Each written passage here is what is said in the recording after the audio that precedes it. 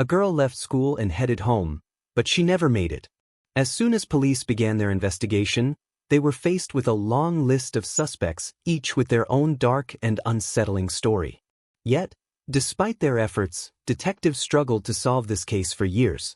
This went on until a series of seemingly random events led to a shocking truth, one that would shake the entire town. Tina Fales was born on April 27, 1969, in Washington state.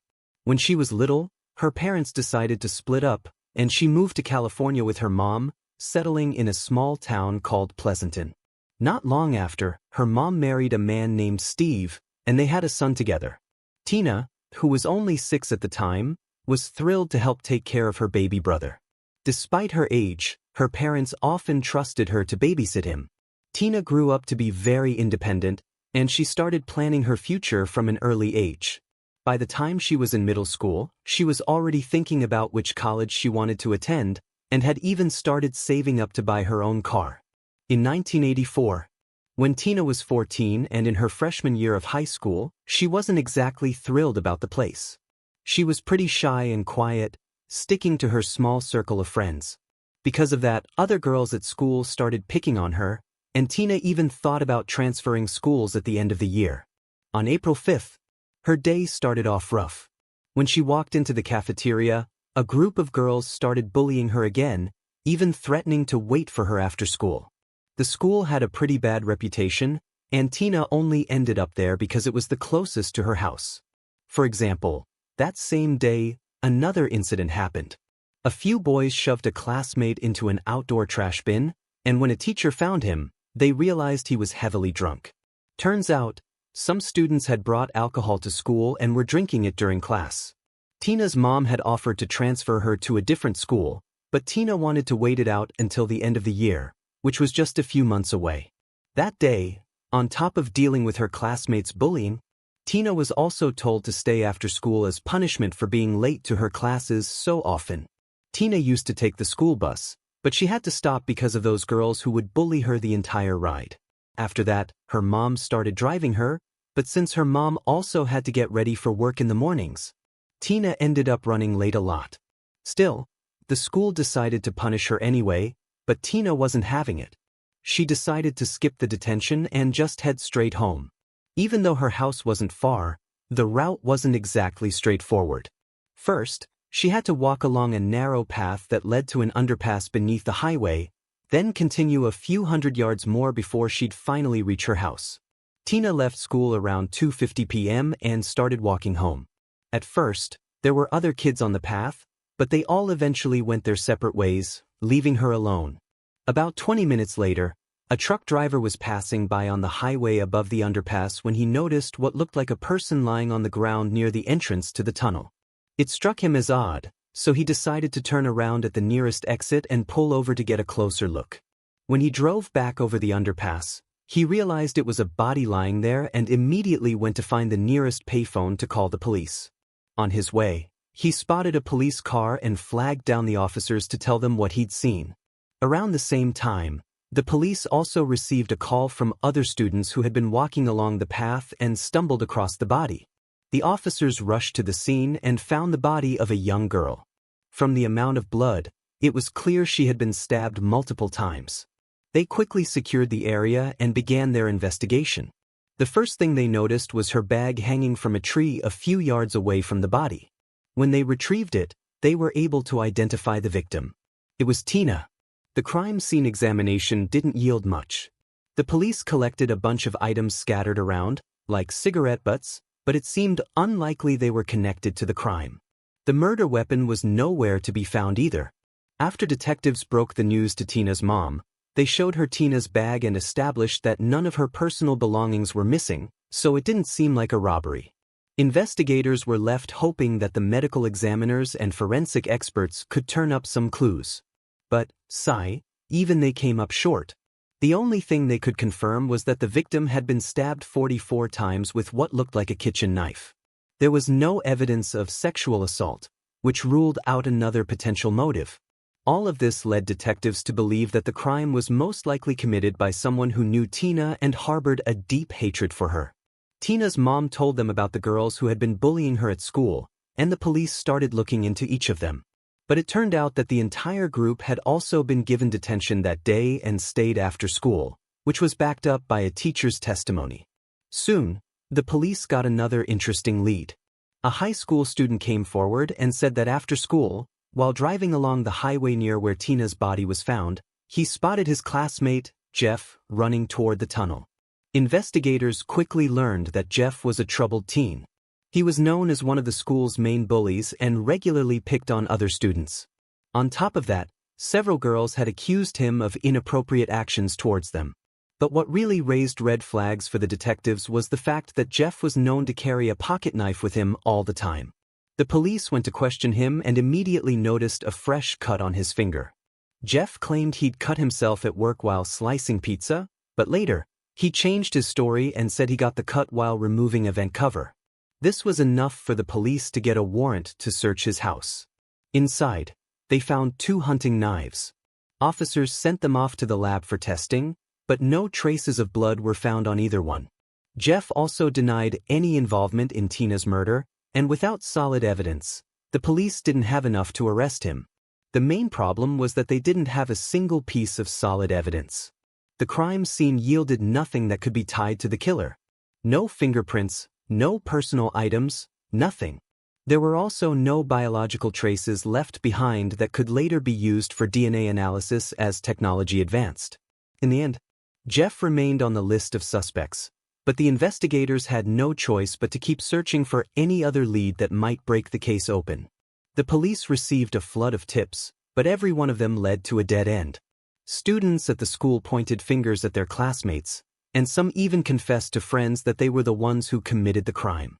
However, when detectives brought them in for questioning, they all claimed it was just a bad joke and that they had nothing to do with the murder.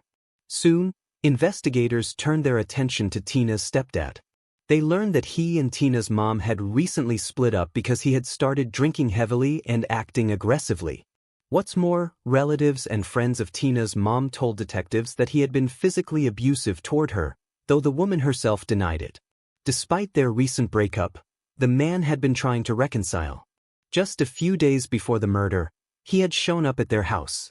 Things escalated into another argument, and Tina had yelled at him to leave her mom alone. When detectives questioned him, the man claimed he'd been at work when the murder happened. His coworkers backed up his story, but then the detectives uncovered something fishy. After hearing about Tina's death, the man had taken a bus driven by an acquaintance to Tina's mom's house. The driver later told police that right before getting off, the man handed him a knife and asked him to hold onto it for a while. The police found this super suspicious, but the man insisted he just didn't think it was appropriate to show up at Tina's mom's house with a knife after her daughter had been killed with one. Detectives looked into his possible involvement a bit longer, but his alibi held up, so eventually they had to cross him off the suspect list.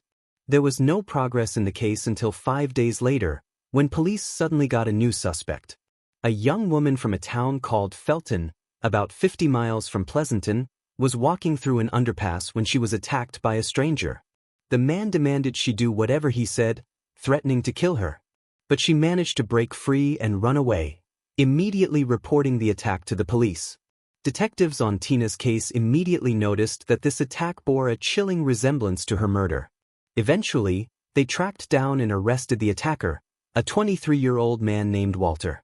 Digging into his past, investigators discovered Walter had been living in Pleasanton at the time of Tina's murder and moved away right after it happened.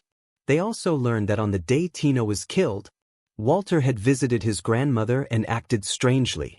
He was visibly upset, telling her he didn't like where his life was going. After his arrest in Felton, police got a warrant to search Walter's home.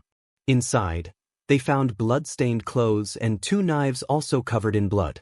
But when the evidence went to the lab, there was a twist. The blood came from animals, not humans. Detectives kept pushing to tie Walter to Tina's murder, but nothing stuck. They eventually moved on to other leads, though Walter remained a person of interest in the case. Over the next few weeks, police began to wonder if Tina's murder might be the work of an unknown serial killer. In the months that followed, 3 more young women were killed in and around Pleasanton, but investigators made little progress on any of the cases. Still, they started to suspect the crimes might be connected. The theory plunged the town, once considered safe, into fear. Women avoided walking alone, and parents kept their children under tight supervision. Pressure mounted on the police department as the public demanded answers, but detectives hit dead ends every time. Years passed with no breakthroughs in Tina's case. Then, in 1989, another young woman was murdered in Pleasanton, just a few miles from where Tina's body had been found, also near an underpass. But like all the others, this case went cold, leaving investigators no closer to catching the killer. The next twist in the case came in 1994. By then, DNA analysis had become a powerful tool in forensics, and detectives finally cracked one of the cold cases linked to the suspected serial killer. Experts re-examined evidence and got a DNA match to 35-year-old Michael Ide, who was already serving time for murdering a 66-year-old woman. With the DNA hit, Michael became a suspect in 3 other killings, including Tina's. But here's where things get interesting. When detectives told Tina's mom about him, she suddenly claimed she recognized him. Looking at his photo, she said she'd seen him at a barbecue years before the murder. She even dug up old photos from the event to prove it. But when she found them, she realized she was wrong. The man in the photo looked eerily similar to Michael, but it wasn't him. Investigators spent years digging for any link between Michael and Tina's murder, but they came up empty. He couldn't be tied to 2 of the other killings either. Still, he was sentenced to death for the one murder where his DNA sealed his fate. 2 years later, in 1996, detectives cracked another case when DNA matched a man named Robert Rhodes. But just like with the previous suspect, police couldn't tie him to Tina's murder. Over the next decade, a few more suspects popped up, but they all denied any involvement and the case stalled out again. Then, in 2007, Detective Dana Savage decided to take a fresh look. She was pregnant at the time and couldn't handle her usual duties, so she started digging into cold cases instead, and Tina's file caught her eye. After combing through every shred of evidence, Savage realized there was nothing solid to point to a killer. But one odd detail stuck with her: Tina's bag hanging in that tree. She knew there was no way Tina could have thrown it up there herself during the attack. This meant the killer had to have done it. By 2007, DNA technology had advanced enough that Savage decided to take a bold step. She sent the bag to the lab, thinking that the killer might have cut himself with his own knife during the frenzied attack, especially since Tina had been stabbed 44 times. If he was bleeding, even a tiny drop could have ended up on the bag when he tossed it into the tree. But their local lab didn't have the tools to detect such old and tiny traces of blood, so the bag was shipped off to the FBI's lab, where it sat waiting for years. This went on until March 2011, when Savage finally got the call she'd been hoping for. FBI experts told her they'd found microscopic traces of blood on the bag and extracted a DNA profile from it. But that wasn't all. When they ran it through the database, it came back as a match. The blood belonged to Stephen Carlson. Detective Savage was shocked to hear the name. She'd been convinced one of 2 other suspects already behind bars was the likely culprit. But Carlson's name wasn't new to her. He'd popped up in the case files before. Stephen Carlson had gone to the same school as Tina. He was 16 at the time, and if you remember from earlier, he was the kid who got shoved into the trash bin near the school on the day she was killed. He was also the student who'd pointed police toward Jeff, the knife-carrying bully we talked about earlier. Detectives had actually considered him a potential suspect during the original investigation, but they'd found nothing to back up their suspicions. In school, Stephen's behavior was quite disturbing, and most people wanted nothing to do with him. He had a habit of saying crude and inappropriate things to girls, acted aggressively, and eventually earned the nickname Creepy Carlson. Because of his odd behavior, he was often bullied by other students. By the time he was around 15, he had started using illegal substances, which only made things worse. He was in and out of juvenile detention multiple times, though never for long. During those years, several people who knew him went to the police, claiming that Stephen had confessed to killing Tina. But whenever officers questioned him, he denied everything, saying it was just a joke. After high school, Carlson ended up in adult prison for 2 years for attempted assault. When he got out, He kept using drugs and refused to register as a sex offender, which led to more arrests. By the end of 2010, Stephen was homeless and got caught with illegal substances. He was arrested, and for the first time, his DNA was collected and entered into the database. That turned out to be crucial, because just 6 months later, the FBI lab finally got around to testing Tina's purse. By then, Stephen was already serving time for drug possession, so detectives went to see him. As soon as they mentioned Tina's name, he started acting strangely, but still refused to admit anything. With the DNA match, though, detectives had little doubt about his involvement, and he was officially charged with murder. Carlson's lawyer immediately demanded that the case be tried in juvenile court since Stephen was only 16 at the time of the murder, but this request was denied. The trial preparation dragged on for 3 years, and during that time, Stephen remained behind bars. Tragically, on the very day the trial was set to begin, Tina's mother passed away from a heart attack, never getting to see justice for her daughter. As a result, the trial was postponed again and didn't start until October 2014. Despite his lawyer's best efforts to defend him, the jury found Carlson guilty and he was sentenced to 26 years to life. Even then, he continued to claim he was innocent and immediately filed an appeal. For the next few years, Carlson's appeal was under review, and in 2017, his lawyer finally managed to get the sentence reduced. He convinced the court that the prosecution hadn't proven Stephen intended to kill Tina, meaning he shouldn't have been convicted of first-degree murder. As a result, the charge was lowered to second-degree murder, and his sentence was reduced to 16 years to life. Even then, he still refused to admit his guilt. But, in 2020, something completely unexpected happened. Stephen wrote 3 letters, one to Tina's family, one to the police, and one addressed to Tina herself. In those letters, for the first time ever, he took responsibility for what he had done and finally revealed what really happened on that tragic day 36 years earlier. According to his account, Stephen was furious that other students had stuffed him into a trash can earlier that day. On top of that, he had thrown a party at his house the night before, leaving a mess behind, and he knew his father was going to punish him that evening. Frustrated and drunk, he went home right after school, grabbed a knife, and started walking back in the opposite direction. He claimed he had no idea what he was going to do, and wasn't planning to attack anyone. But as he stepped out of the underpass, he saw Tina, and without thinking, he brutally attacked her. Carlson claimed he doesn't remember the actual attack. The only thing he recalls is standing over her body, holding a bloody knife. In his letter to Tina and her family, he apologized and admitted that she didn't deserve what happened to her. But, despite his confession, many doubted whether he truly felt remorse.